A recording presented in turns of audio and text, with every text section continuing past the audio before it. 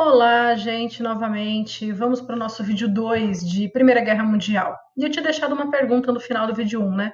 Como pode o impasse entre Sérvia e Império Austro-Húngaro nos levar, né, a um conflito chamado de Primeira Guerra Mundial? Então tá aqui, ó. Quando o Império Austro-Húngaro invade a Sérvia, a Rússia entra na Sérvia para ajudá-la. E a Rússia faz parte de um grupo, né, Tríplice Entente, e o Império Austro-Húngaro faz parte da Tríplice Aliança. Isso significa que eles acionam, né, os seus aliados e a gente tem um conflito que não fica na região balcânica, que vai se estendendo, que vai se ampliando por outros interesses, né? Interesses econômicos, interesses territoriais, muitos interesses estão em jogo dentro da Primeira Guerra Mundial. Aliás, por que ela se chama mundial? Porque ela teve envolvimento das principais potências, né, do início do século XX e consequências diretas e indiretas para várias regiões do mundo, por isso que ela é chamada de mundial. Não é que ela aconteceu no mundo inteiro, não, ela é uma guerra bem localizada na Europa, tem, né, algumas consequências diretas na África, porque boa parte da África é colônia dessas potências europeias, mas a gente não tem muitos outros conflitos fora do continente europeu. Sim? Então vamos seguir, né? Aqui novamente a gente tem de verdinho, né? A Tríplice Entente e de cor de rosinha a Tríplice Aliança. Vamos para a guerra? Tá aqui, ó. Começou por causa desse estupim, já explicado para vocês, e aí o Império Austro-Húngaro ataca a Rússia, manda tropas aqui com medo das invasões francesas, manda tropas aqui por causa da região balcânica. Essa é a expansão do Império Austro-Húngaro bem no início, né, da Primeira Guerra Mundial. E aqui nós temos uma guerra que, a princípio, né, talvez a primeira etapa da Primeira Guerra Mundial, a gente possa chamar de uma guerra de movimento. Movimentação das tropas, tá? Movimentação dos exércitos, movimentação de navios, para esperar os inimigos num fronte de batalha, né? Então, o que vai acontecer nesse primeiro momento? Tropas indo de um lado para o outro, do outro para um, para escolher, né, a melhor técnica, a melhor estratégia para chegar na guerra. Então, ter estratégia, agilidade, rapidez com a tecnologia de 1914 eram fundamentais, né? Escolher um bom lugar para encurralar o seu adversário, colocar minas no chão naquela região, colocava, né, esse grupo em destaque e em condições de vencer a Primeira Guerra Mundial. Então, isso é o que a gente chama de guerra de movimentação, estratégia e assim por diante. Mas vamos falar um pouquinho de mar? Vamos falar dessas batalhas navais aqui, ó. Que as batalhas navais aconteceram principalmente, deixa eu botar um mapa, aqui, ó, entre a Alemanha e a Inglaterra no Mar do Norte, tá vendo? Só que aqui tá ampliado. Aqui tá o Mar do Norte, tá vendo? Aqui tá a Alemanha, Dinamarca, Holanda, Bélgica, e aí você tem os naviozinhos mostrando as batalhas, né, ó. Batalha aqui em 1914, batalha em 1915, batalha em 1916, áreas, né, de minas aqui, ó, no norte do Mar do Norte, minas da Alemanha, minas dos aliados, que na verdade é a Tríplice Entente, né, minas britânicas. Então aqui você tem longas batalhas entre ingleses e alemães, né? Então digamos que essa batalha naval é muito mais entre a Inglaterra e a Alemanha, como eu comentei.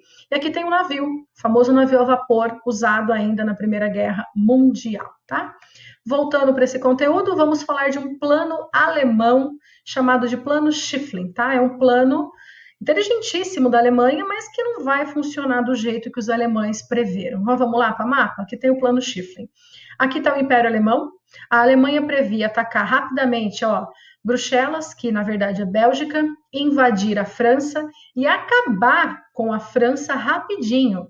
O Plano Schiffling era um plano de ataque a Europa ocidental, para acabar com o fronte ocidental, para os alemães depois se dedicarem muito mais ao fronte oriental da Primeira Guerra Mundial. Eu vou te mostrar esses frontes já no mapa. Mas essas setas são o Plano Schiffling. E como você pode perceber, a máxima extensão do Império Alemão foi aqui onde tem essa linha verde. Eles não dominaram por completo a França, não dominaram tudo que eles queriam, por isso que o Plano Schiffling deu errado. Mas tem mais um mapa aqui, ó.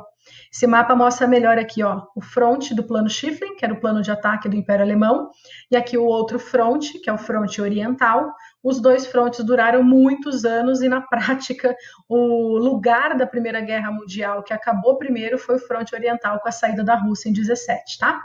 Mas tá aqui, né? O Plano Schiffling e o fronte ocidental do Ocidente Europeu e o fronte oriental do Oriente Europeu, né?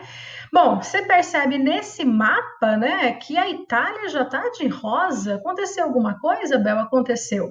Lá no slide anterior, que eu coloquei ainda no início da Primeira Guerra, a Itália saiu, tá? Já em 1915, a Itália saiu da Primeira Guerra Mundial. Ela estava aqui, ó, nesse mapa de verde, ligada à Tríplice Aliança.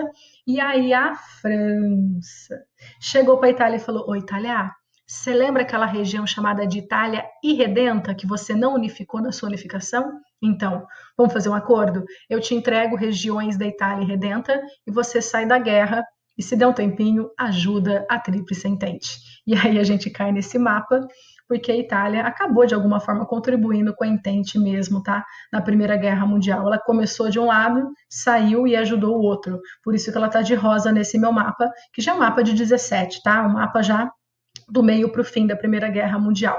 Ô, Bel, mas o que era Itália Irredenta? São algumas regiões, né, da nossa aula de unificação italiana, como a região de Savoia, Nice, que pertenciam aos franceses, e também duas regiões que pertenciam à Áustria, que era Trentino, né, e Ístria. Essas 4 regiões formam a Itália Irredenta, que a Itália, ao final da Primeira Guerra Mundial, conquistou, né? Ela saiu, ficou do lado da Tríplice Entente e conquistou a Itália Irredenta ao final da Primeira Guerra Mundial, tá?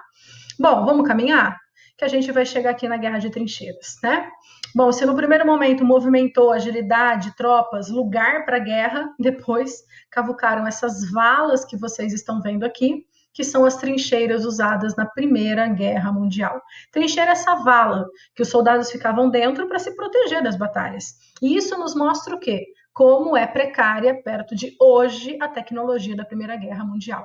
Hoje a gente tem drones, né? Hoje a gente tem uma tecnologia que é muito diferente de uma arma de um soldado com capacete na Primeira Guerra Mundial.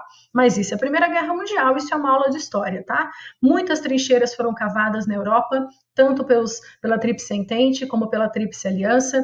Para quê? Para se proteger, né? Para esperar, às vezes, de numa emboscada, os inimigos chegarem. Essas áreas aqui, onde vocês estão vendo, normalmente são muitas minas para os seus inimigos passarem e morrerem explodidos, né? Então, era uma guerra de paciência, preparo físico, mental, e perto da tecnologia de hoje, muita diferença. Mas nós temos avanços tecnológicos da Primeira Guerra Mundial, como o submarino, que vai ser usado lá nas batalhas navais, como o tanque de guerra, a granada, são tecnologias de Primeira Guerra. Para a época, um sucesso completo. Para hoje, 2020, né, tecnologia precária perto da tecnologia atual. Aqui mais uma trincheira já dos soldados, né, voltando de alguma batalha que deve ter acabado, né, aquela situação de trincheira que eles estavam. E aí chegamos num ano importantíssimo para a Primeira Guerra Mundial, que é o ano de 1917, tá?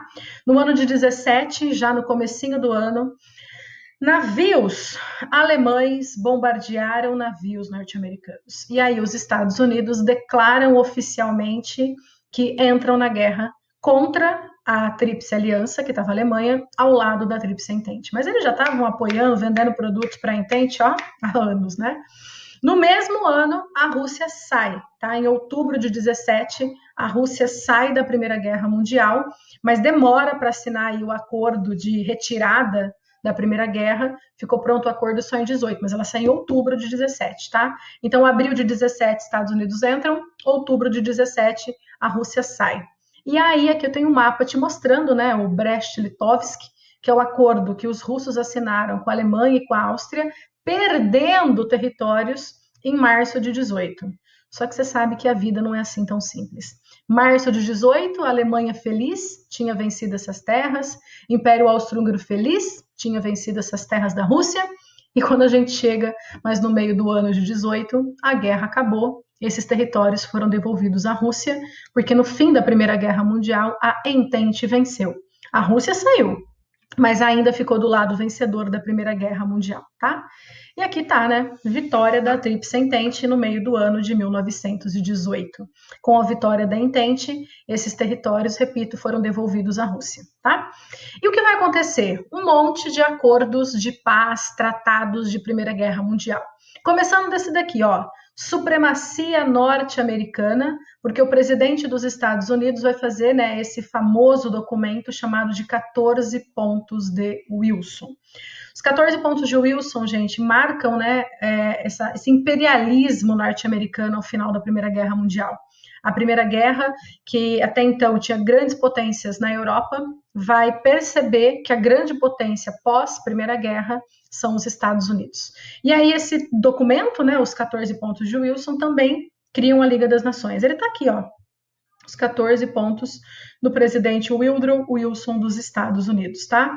Tem muito a ver com paz, diplomacia, liberdade dos mares, evacuação, né, das tropas ainda da Tríplice Aliança que estavam na Rússia, e uma referência direta, né, a que os povos têm que se autodeterminar, têm que ser livres, e um blá, blá, blá, blá, blá, que nem os Estados Unidos mesmo obedeceram. O que tem que ficar guardado para vocês, os 14 pontos de Wilson? Foi criada a Liga das Nações, né? Uma sociedade das nações que tinha o objetivo de manter a paz mundial.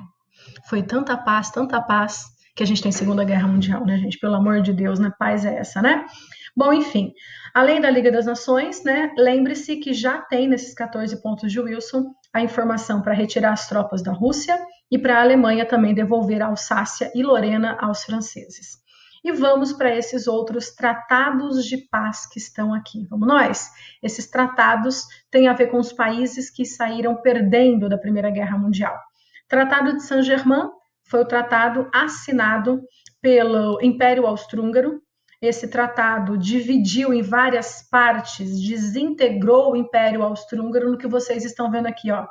Pedacinho, que a região de Trentino e Istria foram para a Itália, surgiu um pedacinho para a Polônia, surgiu a Tchecoslováquia, a Hungria se separou da Áustria, um pedacinho foi para a Romênia, um pedacinho foi para a Iugoslávia, fuá. Então, cuidado, viu? O Tratado de Saint-Germain não é a divisão entre Áustria e Hungria, é a desintegração em várias partes do antigo Império Austro-Húngaro, tá bom?